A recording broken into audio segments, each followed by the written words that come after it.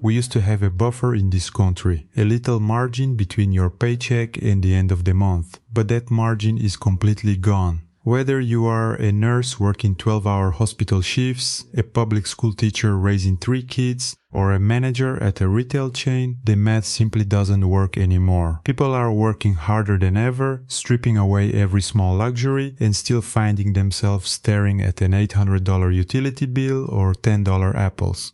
We aren't just looking at inflation anymore. We are watching the working class get fundamentally priced out of basic survival. Oh, Casey, what are you doing today? Oh, I'm actually going to a job interview. Don't you already have a job? Yeah, but I actually need a second job. Oh, aren't you a nurse? Like, don't you have a career? Yeah, I do have a career. I've actually been a nurse for 13 years, but I am currently 12 minutes away from a job interview so I can have a second job because I live in a state with a data center, and that data center has run our electric bills up so high that literally in the middle of winter one month, it was $800. It was $800. And 2 months ago, when it was really, really, really cold, it was $400. And that was us not having the heat on. It was really just lights and, maybe TV from time to time. I don't have a TV in my living room, and I don't watch TV in the bedroom. So really all I can imagine is that that's just the cost of living. So I guess now, as a career woman with a bachelor's degree, I have to have a second job. And maybe that'll pay for it. Oh, and also, do you know how much daycare is? It's $25,000 a year if I'd like to have a daycare that is open in congruence with hospital hours because I work 12-hour shifts. I love this for me. Yeah, this is not like a second job where I'm going to have like all this fun money. It's a second job so that I can literally afford groceries. I can literally afford bills, gas at this point, and to feed my son. And maybe I'd like to sign him up for soccer. That's actually like on my list of goals. Where are we reducing our spending? Because everything's up. Gas is up. Groceries are high. Everything. And we're saying we're getting more intentional about our spending. For me, it's going to be eating out. I'm only eating out once a week because it adds up fast. So what are you reducing? Are you eating out less? Are you cutting back on subscriptions, shopping less, traveling less, being more intentional about those online purchases? Are you skipping those little inconvenient purchases that could add up? What spending habits are you tightening up on right now? I personally am tired of paying for things that are overpriced. So in 2026, we are cutting back on our spending significantly. And here is a list of things that we are no longer going to be spending our money on for this year. I'm not getting my nails done. I'm not doing it. I'm not going to pay over $100 to get my nails done. I value the service. I think it's great. It's something I just can't afford anymore. So I'm just going to have like regular nails. I'm going to do my nails at home, growing them out, just having plain nails. It's going to be what it is. Cocktails at restaurants outside of happy hours. I am not paying $15 for a cocktail. I'm sorry. Not when I have a husband at home who can make a cocktail at home for me and it will be just as good. It's just not worth it to me anymore to spend what should be what a meal costs on a drink, like a fun little drink. You know what I mean? And I love a fun little drink, but I cannot justify it anymore. Never paid for food delivery because we're like, we can just go pick food up, but we're definitely not paying for food delivery in 2026.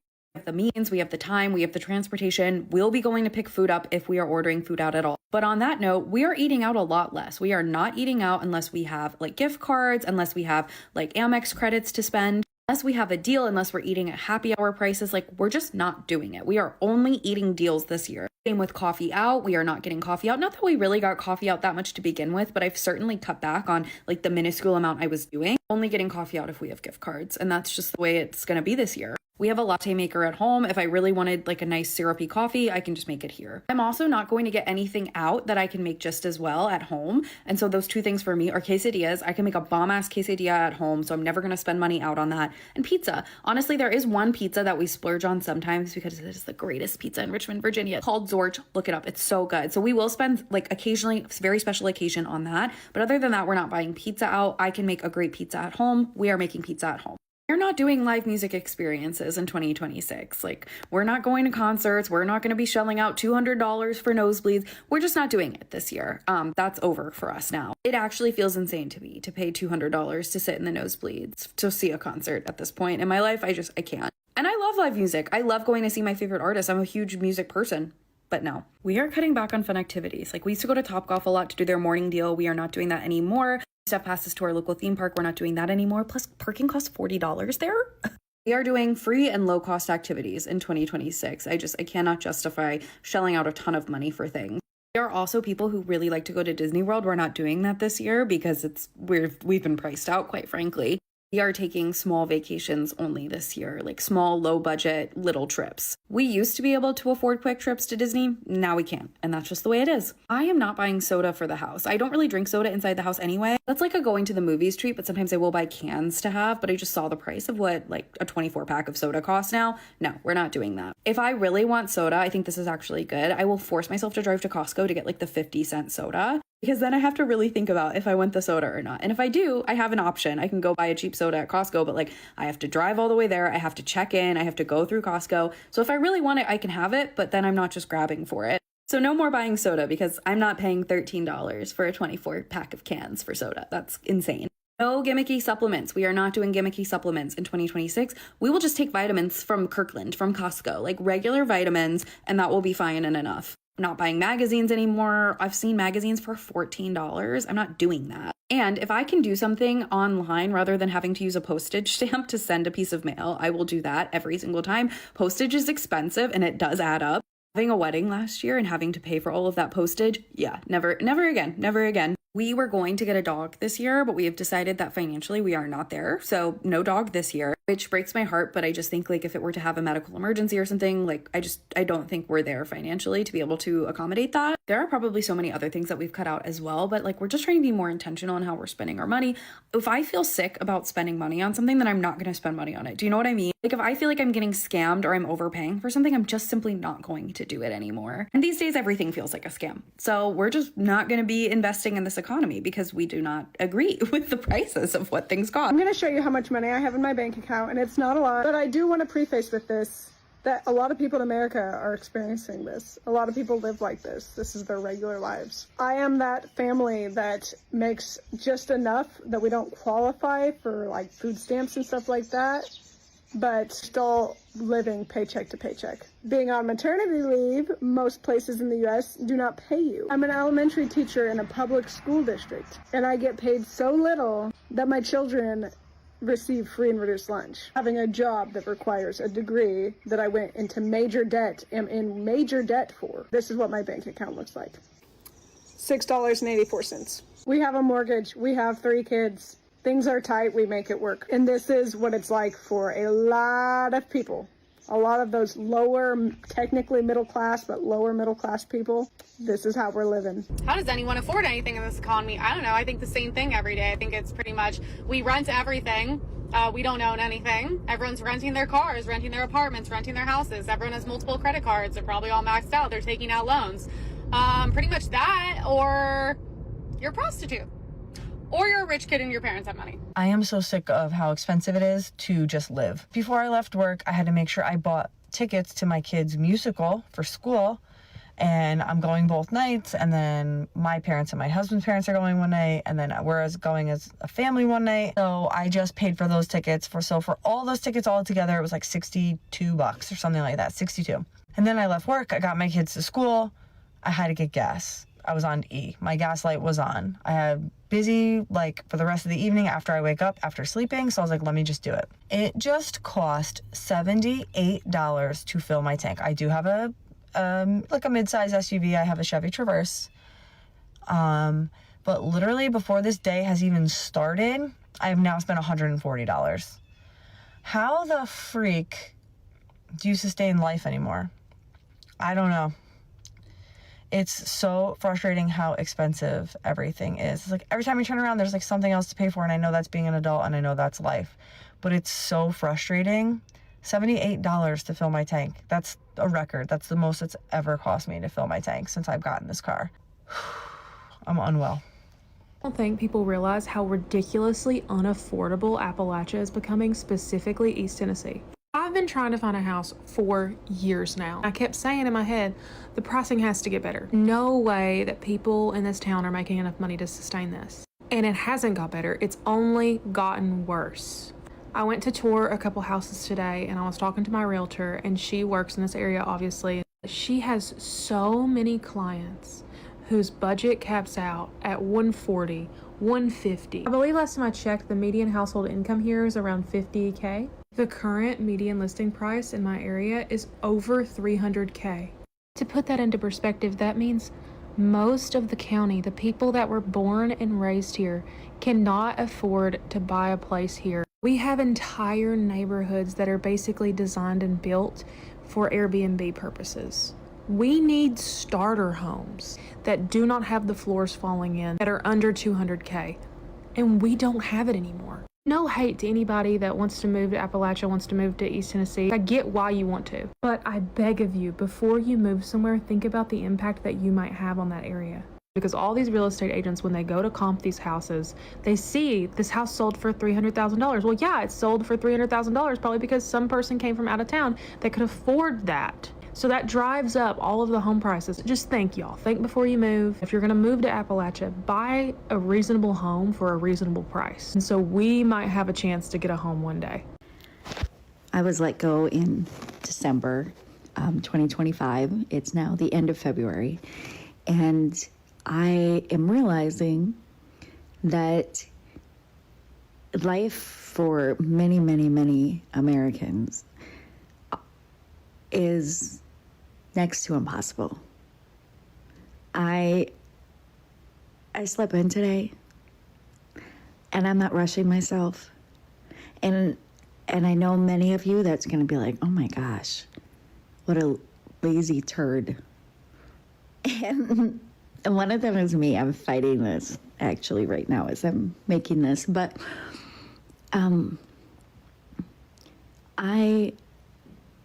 this artificial world, like if we had the time to do the things we really want to, like garden, just have the energy to go out and clean up your dog's poop, just all the things that we don't have time for that maybe we hire somebody else to do, that could take place of being at the gym and doing all this artificial stuff when life is supposed to provide you with opportunities to move your body and to stretch it. And we don't have that. We sit, and when I say we, I'm meaning those that know my life. I can't speak for everybody else, and I don't want to come off like I'm excluding anybody, but I can't speak on anybody else's behalf. So this is my story. But I sat all day, and then it was like, well, you better get to the gym. And you just sat, but I was exhausted. I was emotionally drained, which took a toll on my body. And going to the gym, getting up early, I mean, I did it tons of times, and it was like, oh yeah, I got sick, or I just was too exhausted and I quit, and then I felt bad about myself, and then that perpetuated this whole not going to the gym, not feeling good. And that's just not how we're supposed to live. And I'm seeing that so much more, and it is breaking my heart that as I look at different people that are in my life, working their ass off, having families, trying to make sure that they're eating well, and feeling bad that they're not, and as a survival. And that is not what life is about. That is not what life is about. We should not be having to work so hard in these such long hours, and the stress, it's just getting more and more. Like, we're just panicked. We're just panicked all the time. Wherever you're working, whatever you're doing, there's just so much panic.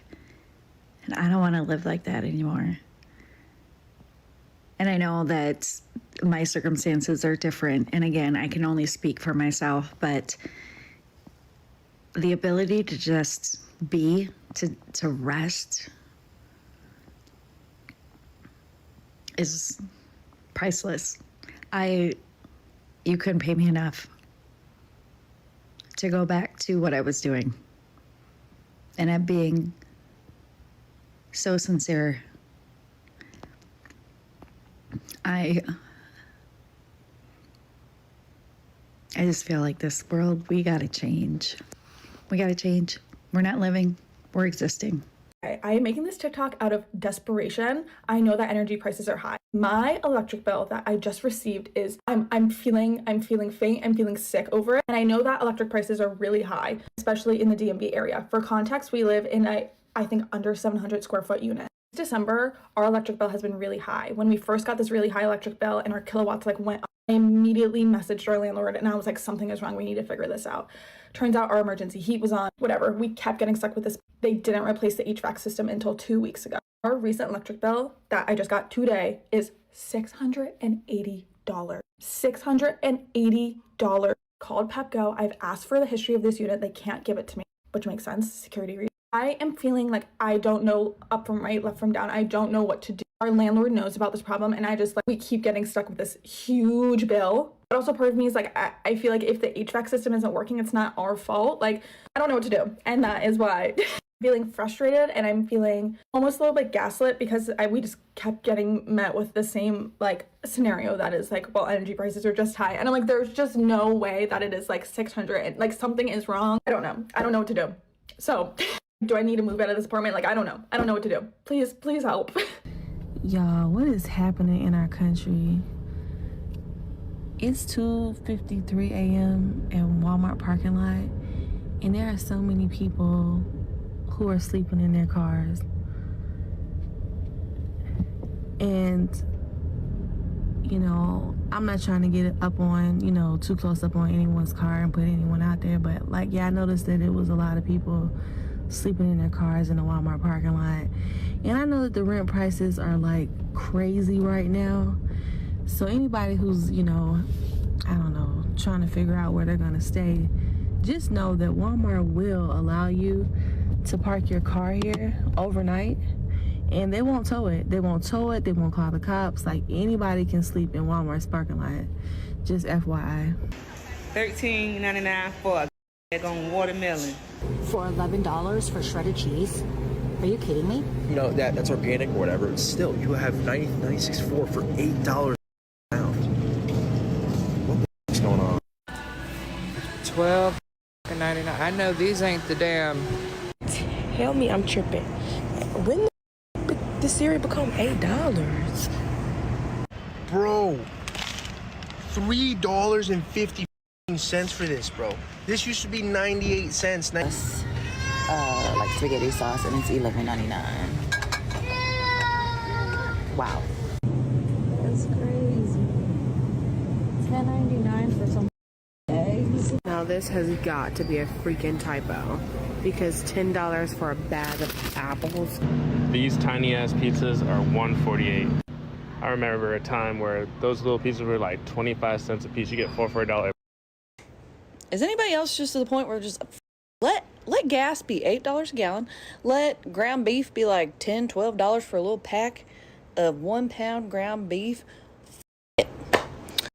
Okay, we've already isolated all of our allies, so nobody wants to trade with us, and everything's already more expensive, but it's about to get expeditiously more expensive. So when that happens, people are going to have cash to pay for stuff at the store. So then we're going to roll it back to when trade and bartering was a thing. That was the form of payment. So you're going to have a skill or things you can trade or things you can make or fix or whatever to trade for stuff that you need. Our lovely government says that I make too much money to be able to get any kind of assistance. So I don't get food stamps. I don't get any kind of government assistance ever at all. I don't make that much money. And mind you, I'm a single mom of two, not one, but two kids. Their dad isn't here anymore. So I don't get any money. I don't get child support. I don't get any help from anybody else. It's just my income. My rent is outrageous. I literally pay, my rent's $1,500 a month with nothing included. And, my credit apparently isn't good enough to buy a house. I don't get the assistance, and this economy is and everything is just getting more and more and more expensive. So I don't understand how in the they can even say that a person like me, a single mom of 2 kids, cannot get food stamps or anything. Like, how can I not get help? Had what felt like a very late-stage capitalist hellscape experience. I was on the phone walking around Winco on my lunch break at my full-time management job at one of the largest craft chains left standing in America, where I don't make enough money to be able to afford to live. And I was on the phone with CalFresh about how they had denied my EBT application because they calculate it based off of the gross pay instead of the net pay on my pay stubs, where if I took home the extra $500 that is taken out a month for taxes and for health insurance that I can't use in my county and for an HSA account that I can't use on anything that I buy, if I took home that money, I wouldn't need to be applying for EBT. Here's living in America right now. Let me sum it up for you. Okay, gas is expensive, so you can't drive as much. Let's cook out at home, right? All right, let's go to the grocery store. Well, it costs more money to buy the food to prepare a meal for a family of 4 than it does to go out and buy it at a fast food restaurant, which is also great because it's not healthy for you. Oh, and now you get sick. But we live in the United States of America, so we can't afford insurance. So the crappy food that we're forced to eat because we can't afford to feed our families healthy food, now we have to go to the doctor because we're sick. Well, can't go to the doctor because I'll miss work. And if I miss work, I can't pay my bills. And if I can't pay my bills, I lose my house. And then if I lose my house, I live on the street. And then what? And then what? This is the way that 99% of people live in this country right now. This is the greatness. This is the greatest place on earth.